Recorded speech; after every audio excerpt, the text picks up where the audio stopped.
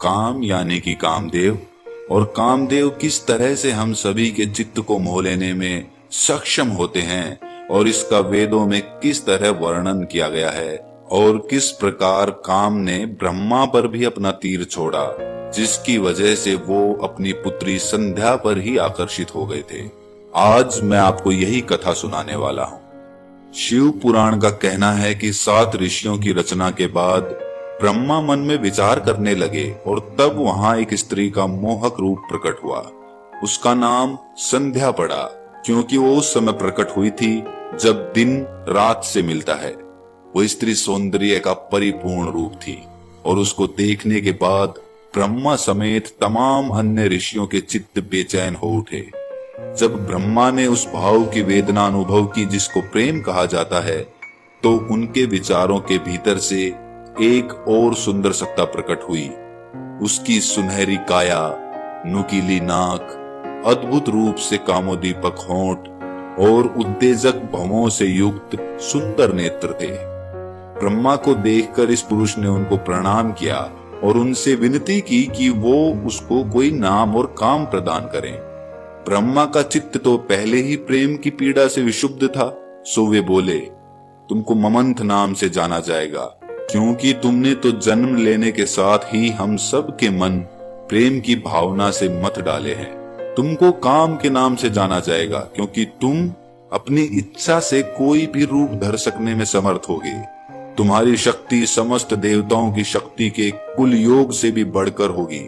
इस रूप के साथ और 5 फूलों के उन बाणों के साथ जिनके साथ तुम पैदा हुए हो, तुम पुरुषों और स्त्रियों के चित्तों को मोहने और अपने वश में कर लेने में समर्थ होगे और इस प्रकार सुनिश्चित करोगे कि सृष्टि का काम जारी रहे। कोई भी प्राणी, यहाँ तक कि देवता भी तुम्हारी अवज्ञा नहीं कर सकेंगे। स्वयं मैं और ये सारे के सारे ऋषि तक तुम्हारे प्रभाव के अधीन हो उठे हैं। समस्त प्राणियों के चित्त तुम्हारे इन पुष्प बाणों के आसान शिकार होंगे। तुम समस्त लोगों के हृदयों में अदृश्य रूप से प्रवेश करने में, उनको उत्तेजित करने में और उनको सोचने विचारने की शक्ति से वंचित कर देने में समर्थ होगे। तुम हर किसी में आनंद का उन्माद जगाने में समर्थ होगे।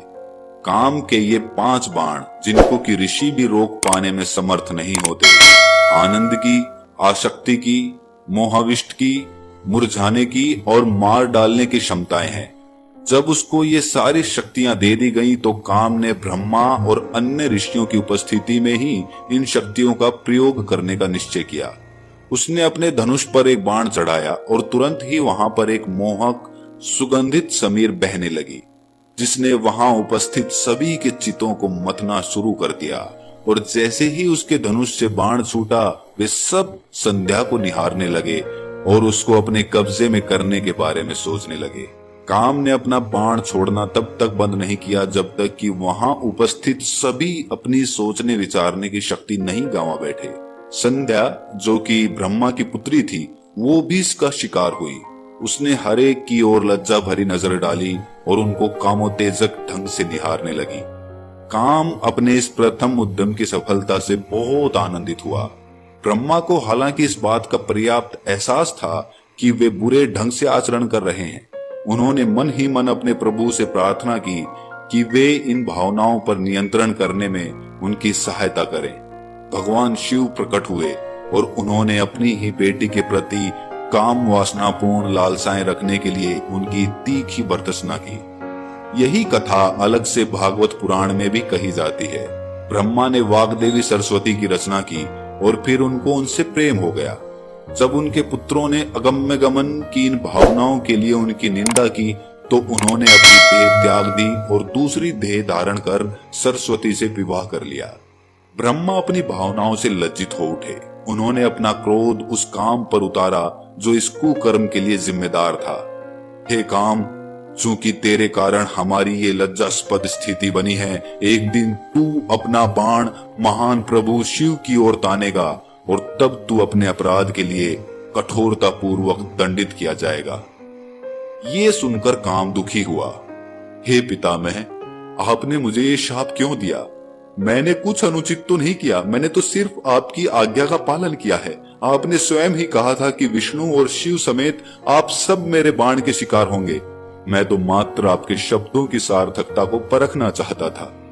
ब्रह्मा ये सुनकर नर्म पड़े और बोले, तुम्हारी गलती ये थी कि तुमने मेरे मन में संध्या के प्रति प्रेम जगाया, जो कि मेरी बेटी है।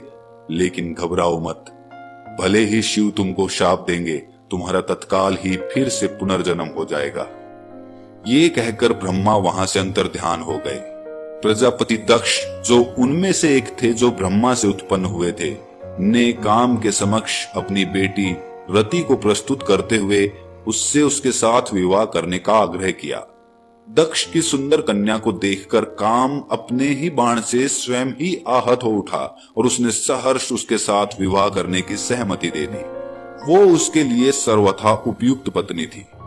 वो समस्त जगत को मोहित करने की सामर्थ्य रखती थी और संभोग की तमाम तरह की प्रक्रियाओं में दक्ष थी। इस समस्त कार्य व्यापार को देखकर संध्या उदासी और दुख से भर उठी। सबसे अधिक लज्जा उसको अपने ही आचरण पर थी, वासना की अपनी उन भावनाओं पर जिन्होंने उसके मन को मत डाला था। उसने पाया कि उसको अपने उस देह में बने रहना अब संभव नहीं होगा जिसने स्वयं उसके पिता पर साथ ही साथ अन्य ग्रहपतियों पर जादू डाला है, और वो तपस्या करने हिमालय पर चली गई। उसको दीक्षित करने के लिए ब्रह्मा ने ऋषि वशिष्ठ को उसके साथ भेज दिया। ऋषि ने एक ब्रह्मचारी की काया धारण की और संध्या को त्रिनेत्रधारी शिव की उपासना करने की विधि सिखाई। उन्होंने कहा, हे प्रिय देवी, समस्त देवताओं के स्वामी भगवान शिव की नमः शिवाय नामक मंत्र से पूजा करो। सारे अनुष्ठान मौन रहकर करो और प्रत्येक पूजा के बाद उपवास करो।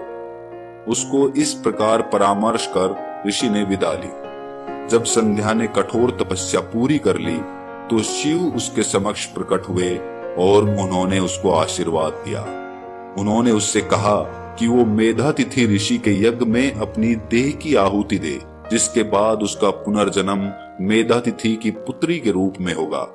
उन्होंने ये भी कहा कि वो मृत्यु के समय जिस पुरुष का ध्यान करेगी उसी के साथ अगले जन्म में उसका विवाह होगा। उसको इस प्रकार आशीर्वाद देकर प्रभु अंतर्ध्यान हो गए। जैसी शिव ने आज्ञा दी थी, संध्या मेधातिथि ऋषि के आश्रम में गई और यज्ञ की अग्नि में प्रवेश करने से पहले उसने उस ब्रह्मचारी का ध्यान किया जिसने उसको शिव की पूजा की दीक्षा दी थी और कामना की कि वो अगले जन्म में उसका पति हो। उसकी देह यज्ञ की आहुति बन गई और अग्नि के संपर्क से पूरी तरह पवित्र हो चुकने के बाद उस देह को स्वर्ग में ले जाया गया, जहां वो 2 हिस्सों में विभाजित कर दी गई। उसकी देह का ऊपरी भाग प्रातः संध्या अर्थात प्रातःकाल बन गया, जो कि विशेष रूप से देवताओं के अनुकूल माना जाता है। निचला भाग श्यामा संध्या अर्थात सायंकाल बन गया, जो कि विशेष रूप से पुरखों के लिए प्रीतिकर होता है। यज्ञ के अंत में ऋषि मेधातिथि ने हवन कुंड में एक शिशु को पड़ा हुआ पाया। उन्होंने उसको स्नेह पूर्वक उठाया और अपनी ही संतान की तरह उसका पालन किया। अग्नि ने संध्या के सारे पापों को जलाकर उसको शुद्ध कर दिया था और उसकी काया कुंदन की भांति चमकने लगी। ऋषि ने उसको अरुंधति नाम दिया। वो आश्रम में बड़ी हुई और जब उसकी आयु विवाह के योग्य हुई तो उसके पिता ने उसका विवाह उस युवा ब्रह्मचारी ऋषि वशिष्ठ से कर दिया, जिसका ध्यान उसने अग्नि में प्रवेश करते समय किया था। अरुंधति अपने सदाचार और पवित्रता के लिए प्रसिद्ध हुई और वो आज भी सांध्यकालीन आकाश में सांध्य तारिका के रूप में झिलमिलाती हुई दिखाई देती है।